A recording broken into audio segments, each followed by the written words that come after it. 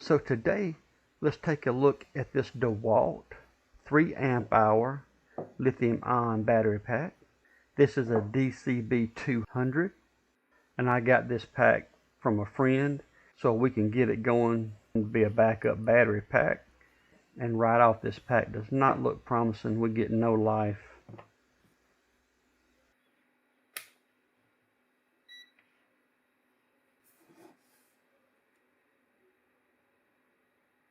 As we go through and check each cell set here, yeah, we're not getting anything from any cell cluster here.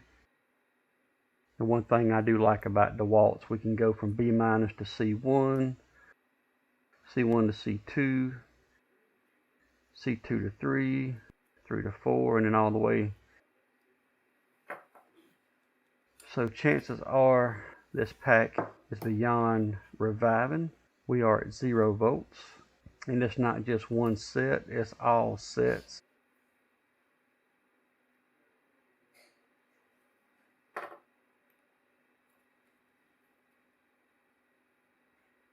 I'm going to put the power supply here on 20 volts, and I got the current set low, but it could go up to an amp with my setting. It's just no load whatsoever. The whole series group of cells is completely open, so we're going to have to look inside and see if it's anything that came disconnected or if it's the cells. So this is a 2015, so almost 8 years old. We'll get our T10 security bit. We'll take the 4 really long screws out. DeWalt loves to use these really long screws, but it's only 4 of them. We usually get inside the pack pretty quick.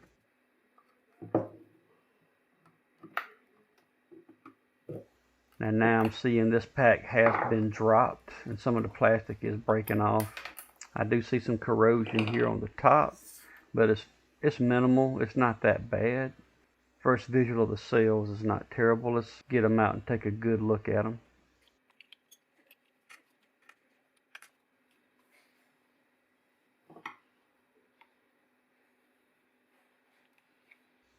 These DeWalt packs, they are packed in there really tight. They can be hard to get out sometimes. There goes a little piece of plastic that was already cracked right here, and we also have our housing cracked here down the back as well, unfortunately from a fall probably to the concrete in the past. And here we go. Cells are out, and we do see some corrosion, especially on these bottom, pretty much all the bottom cells, like either the pack got wet. I doubt they all were leaky, but it's possible. With it out, let's check again. I doubt it was a bad connection. DeWalt uses very good connections with their spot welds, and yeah, if you look here across all these cells, about as close to 0 as you can get. I'll be surprised if the CID activated on all the cells, but we will check and see once we get them out. I'm just going to start here by prying on these nickel strips, because these are, I believe these are 0.20 millimeter. DeWalt uses, they are thick and they are nice to reuse if they're in good shape, but with this corrosion, I don't know if I'll reuse these or not.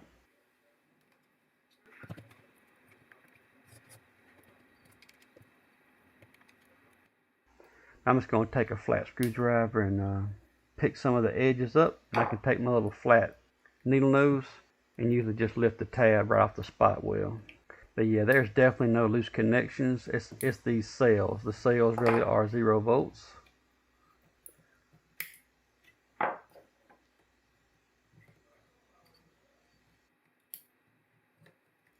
So that's our main negative connection. We're going to do this other side, and I'll get these first 2 cells out.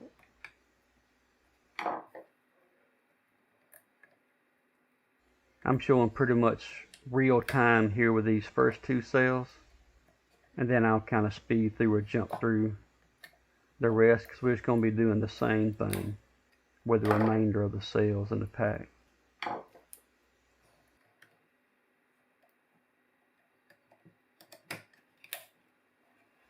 So here we go, we can slide through now. First cell out, second cell out, and we'll just continue on and do the same thing. And as I continue, I'll usually try to straighten out these strips as I go so they're not all just folded up, especially if we go to reuse them. Whether we will or not, I don't know at this time. So let's fast forward through to all the strips and cells removed. And this is what we have here, just the carcass. DeWalt actually uses a pretty lightweight cell holder, but they are spot welded with some pretty thick strips, so pretty tough pack. Let's look at these LG cells, and yep, 0, 0, they all are 0. So if this is CID, we can push down on the disc under this positive and see if we can possibly make the connection back, just to see if that's what it is. So I have a video on a 12 volt Hitachi from years ago that I talk about the CID and how it was open on those cells. If you're interested, I'll put a link up in the top right. But once the CID is activated, I don't use a cell any longer, because for some safety reason the gas has made that disc separate from connecting. And be careful when you're prying here, because of course the very lip of the can is negative, so you don't want to press through to the edge. If you go through the insulator and the heat shrink, you could short out the anode and the cathode of the battery. See, that's what I expected, 2.7 volts. So the CID had activated, and these cells do have a minimal charge in them, enough to still be pretty ugly if it was to short circuit. I'm just going to at least do one more here to show you that it's all of them and not just one. And there we go, almost 2.7 volts on that one. And there's another one at 0. So yeah, I'm going to stop here with this before the video gets even longer. But yeah, just be aware that some cells still have potential even though they're showing 0 volts. As mentioned, I'm not going to reuse these, and I don't have another 10 cells that I have tested laying around that are matched enough to actually do good in a battery pack, so I'm going to recycle these. And just for the sake of this video and helping out a friend, I'm going to see what I can find on 18650batterystore.com. That's one of my favorite places to get cells. As I mentioned in one of my earlier videos called Lithium Battery FAQ number 1, where I answer a lot of questions I get asked about lithium batteries and where I get my cells and how I test them, and I go over it in that video. So here's a real world example of that too, as I'm showing here of one of my favorite places to buy cells when I have to. And we got pretty much any cell, and they show in stock right now, which is awesome. Even 21700s, which would be nice if it would fit. But we have the high dollar, but if we look here, we got a $5.99 21700 cell. If I had room to just put 5 of these, he would still be a 4.2 amp hour pack, and that wouldn't be a bad fix really. But one thing I do a lot is I come over and I go to deals, and let's see, just trying to get a pack going that we want to save from going to the landfill. Let's see here what we got. And after looking really briefly, yeah, we're gonna go towards these Eve 20p 30 amp. These are 2000 milliamp hour, so if I get 10 of these, we'll still be a better pack than brand new at 4 amp hour. And for $1.99, I think it's definitely worth, for the sake of the video as well as getting my friend's battery back going. So let's throw 10 of these in the cart. And typically you get a quantity break here with this site, but if you see, with this being on sale, we actually getting a better deal than buying over 1,000. So that's pretty cool. Even the little guy wins every now and then, huh? Because Lord knows I can't afford to buy no 1,000. This is a unprotected cell. We're going to use it to get this battery back going today. I like all the other specs about this battery, and we even have the data sheet here if you're interested. We can look through this data sheet. I'll share it really quick here on video, and I'll look over it more after I pause the video, but just showing you here some of the details and the specs. Yeah, for one thing here, on their nominal discharge capacity, they're showing that they did a 0.4 amp discharge. and they went all the way to 2.5 volts. You see that? 2.5 volts cutout. And of course that means it was charged all the way to 4.2 full top off as well. After I order these and get them in, I don't look to get that out of mine, since I'll probably let the factory battery charger charge it, which won't go to 4.2, and I won't discharge below 2.7 volts. So if I get 1900 or so out of my test, that'll be doing really good, and the capacity on the battery will be as stated. So I'm going to give these a try, and with the magic of video, they're already here, because this is 2 days later. And yes, they did send them that quick. Unfortunately, the shipping cost is almost half as much as the batteries, but they do ship UPS, and like I said, they came within 2 days. So very impressive, especially if you're needing something that quick. They all come shipped in these little clear cases with 2 battery cells per case, and they are just as expected. Now they usually send cells that's very well matched. Let's just check a couple out here. Yep, and we'll go through and we'll look at all these once we get them in. If I need to balance them, I can, but I expect them to be balanced pretty well. I think I'm going to take these nickel strips off and just put my own 0.15 on here. And I'm going to use my favorite spot welder. I have many spot welders, but this is by far my favorite. And I bought more than one of these, and this is where I get it from. I've showed more than one repair with this spot welder in the past. These nickel strips are nice, and they're in pretty decent shape, but they got enough corrosion on them that I think I'm going to desolder the strips and put my own 0.15 millimeter strips on here, since I have plenty of it. It'll take a little bit longer, but I think it'll be worth it. I've got my 60-watt soldering iron here, and I'm just going to remove all these nickel strips from the factory. A 200-watt iron would have been a little quicker here, but I'll speed up the video so you don't have to watch all the time it takes to do the bigger ones. We'll make sure we don't flick this solder off the steel liquid here.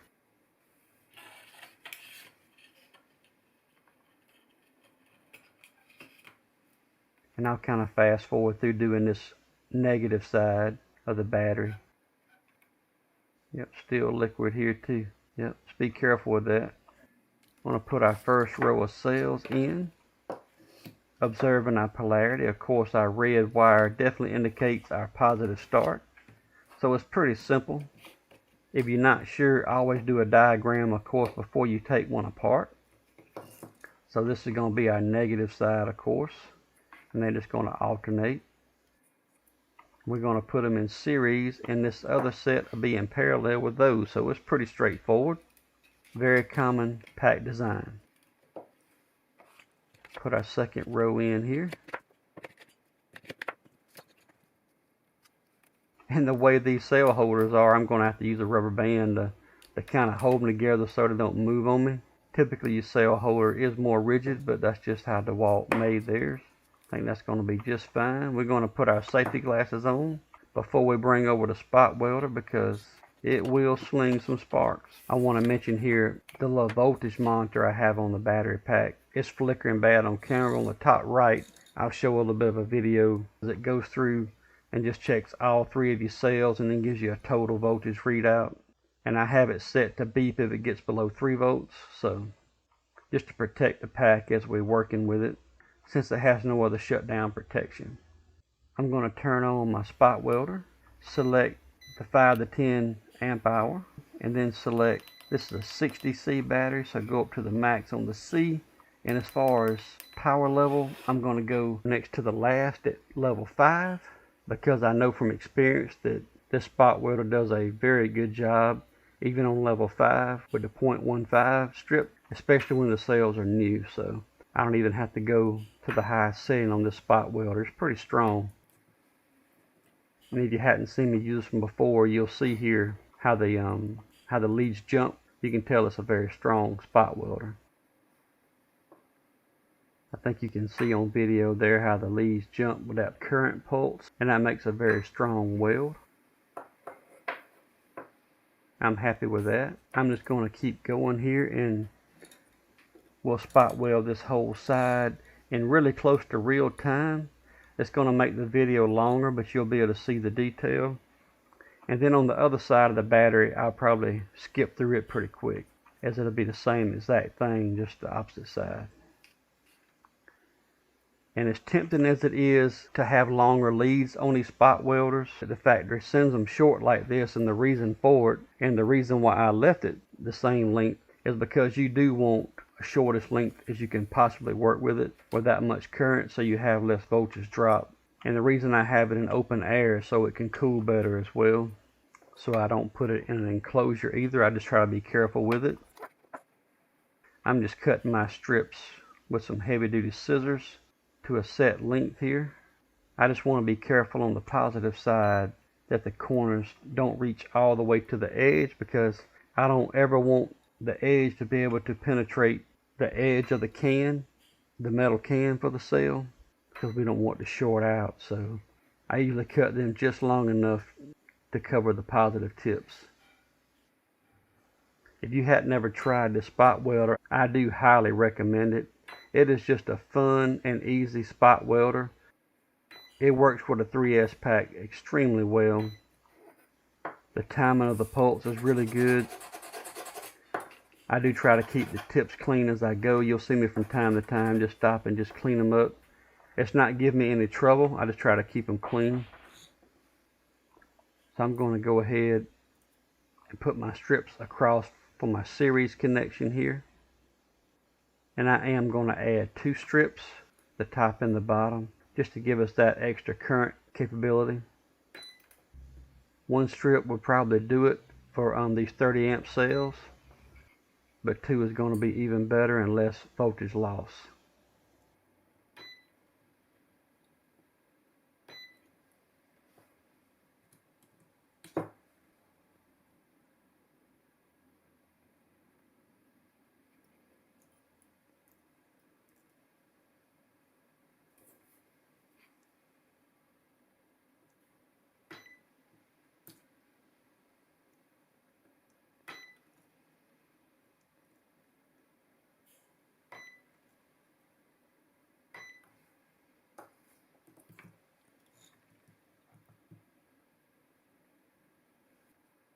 So I am going to come back and put these little 0.10 thinner strips that I have on here for the balance leads, the ones that just solder on from the board, just to let the monitor board know how each cell is doing, or each group of cells is doing.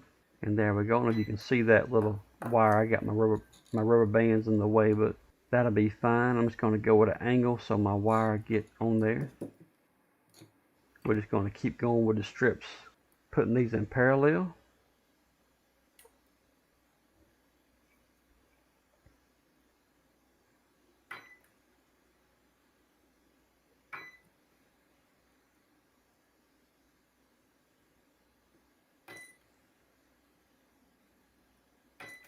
Beautiful spot welds. Another parallel strip. I've tried multiple spot welders, and I have several that I like.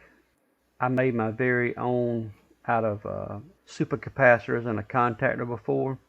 As I mentioned in that video years ago, it did fine for a few, but when you start doing this many, you've got to have something that's a better spot welder.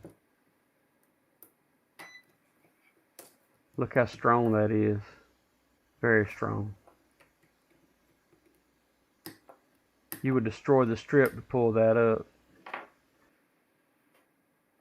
Now these are another series set, so these get put in series as well.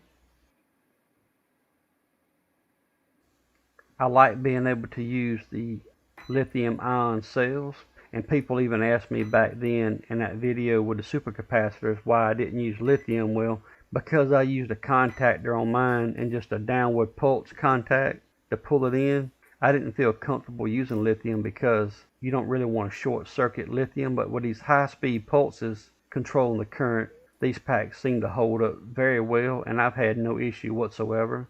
Matter of fact, I usually get several packs built out of one charge on the pack. It's actually very efficient.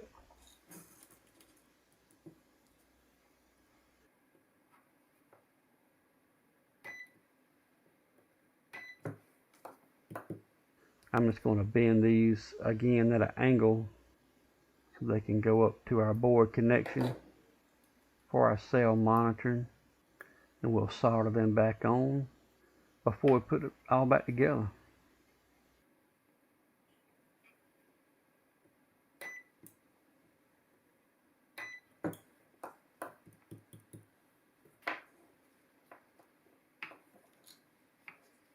So that's got our positive side ready to solder back, our 2 points on this side for cell monitoring. And we got our negative side here. Obviously this needs a long one to go down to here. Sorry, I got part of this out of camera just a little bit. I got a big work area but a very small recording area. So what I like to do on my second side is go through and put my strips on for parallel first before you go across in series, because you got to make sure you put your strips across the right one as mentioned, because this is the part where you can't mess up. You can't put your strips across the wrong one or you could have an explosion or fire.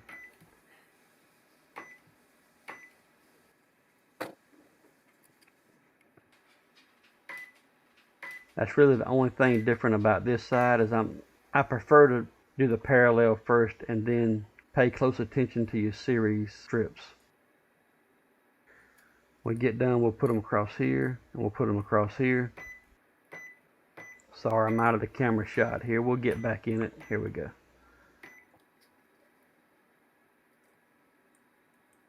So we see how this is and how these are, and we don't want to go across these obviously.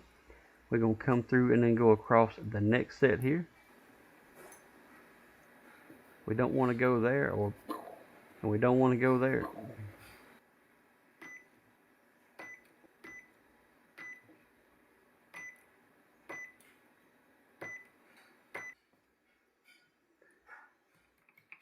Very good connection. All right. We're getting really, really close already. I'm happy with this. I think it turned out really good.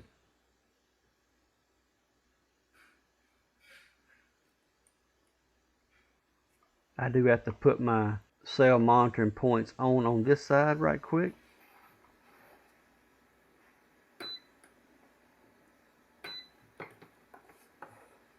Let's get that one.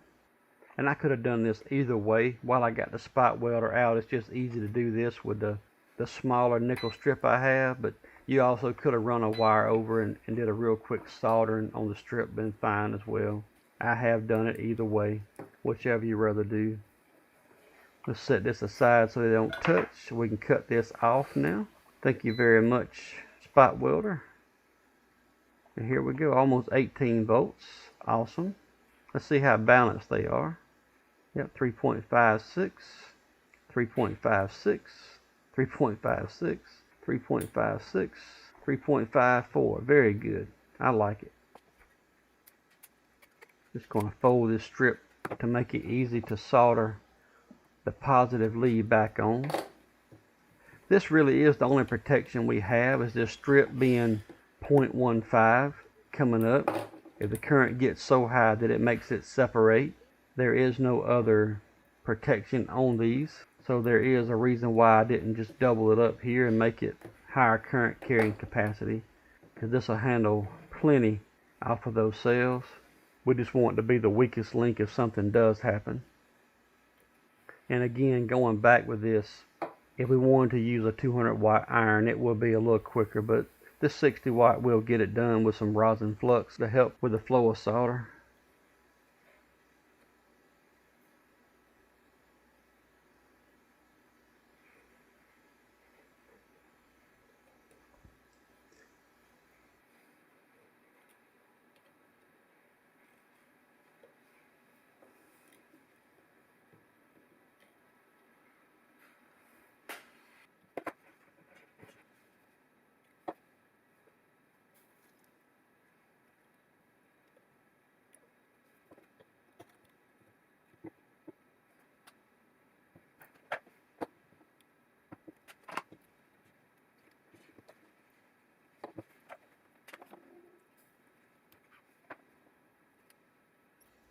we can do these small cell monitoring solder joints in no time.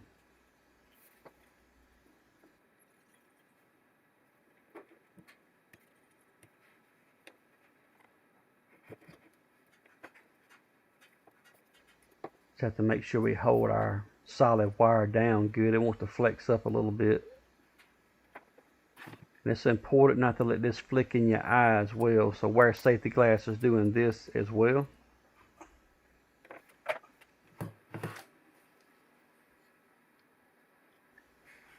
And here we go. Let's give it the push test here. Yep, we're showing 1 bar. Awesome. Now I'm going to go across here and show the individual cells at the connections. On the top left, I'll have a yellow housing battery picture up here where you can see the numbering and terminal identification a little bit better. So this is basically the same as the B minus here, just like this one's going over to B plus. So I go from B minus to C1 or cell 1, yep, 3.56. And then we go from C1 to C2, yep, 3.56. And then we go C2 to C3, 3.56. C3 to C4, 3.56. And then we go from C4 to B plus, which is our 5th cell, at 3.54. I'm also going to show here while I'm at it, going across and checking our thermistor. So we go from TH to B plus. We should be somewhere around 9 or 10K, and we are right at 9K. And that's just going between B plus and TH terminal. And also we go from B minus to ID. We should get a resistance typically. And we got about 800 ohms, 0.8K. So that's something DeWalt does based on the battery type or size, letting the tool know which battery is connected to it. So with some logic in place on that board, and you will see that resistance change or go away if you have a cell issue, because that board is monitoring the cells through what must be a comparator circuit or something similar to a comparator circuit. So let's bring over the charger.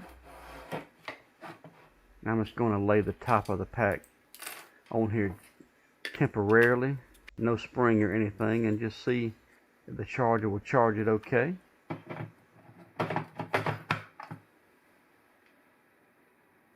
We'll give it a few minutes and we'll come back and we'll check on it. Hey, Doug. Hey, boy. Love it. WT, boy. Boy. What did you do? So back now it's probably pretty close. Yeah, 4.1. Just going across the cells here. Yeah, 4.13. Yeah, getting really close on that one. 20.6. Yeah, it's probably about to cut off. We'll come back and check on it in a few minutes. Looks good. Yep, we are charged up. Yeah, we got our 3 lights on our fuel gauge showing fully charged.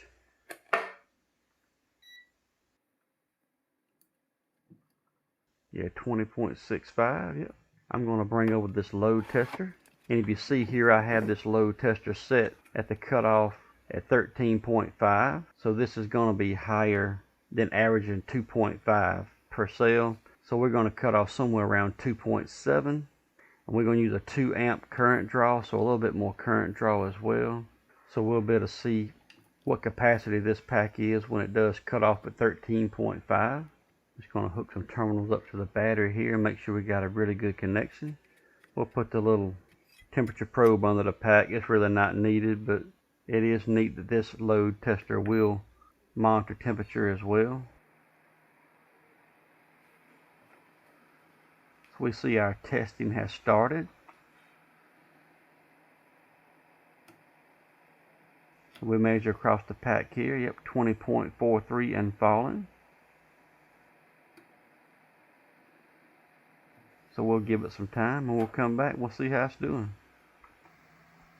Alright now, so yep, we are completed. 3804. So we do have our cutoff voltage of 13.5. We still had a capacity of over 3,800 milliamp hours. So even over 1,900 milliamp hours per cell. So I'm really happy with those results. This 3 amp hour pack should be a lot better than it was brand new. So back now, fully charged up again after capacity testing it. We're just going to put it in a drill here for testing, and yep, I like it.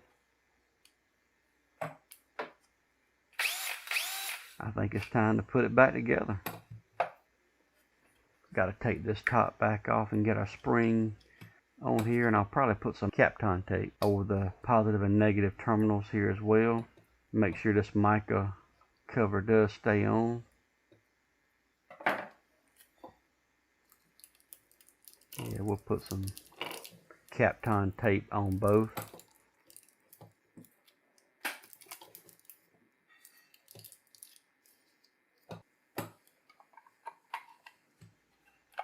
These DeWalts are a tight fit going back in the battery housing, that's for sure. Just make sure our board don't get caught on anything here. Put a little fuel gauge membrane back on here for the push button. There we go. Get our top back on here. In this case, as mentioned earlier, it's broke or cracked in the back, so I probably will put some super glue on here after I put it back together, just to keep it from cracking any worse. So you got a line right here as well along the top that I didn't see, but it has had a good lick, probably fall to the concrete. So let's put the screws back in it.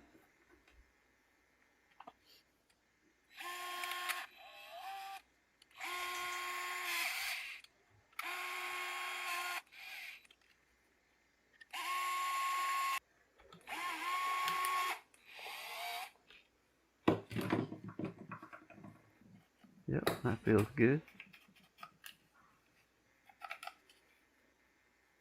Yep, still works. One final test here.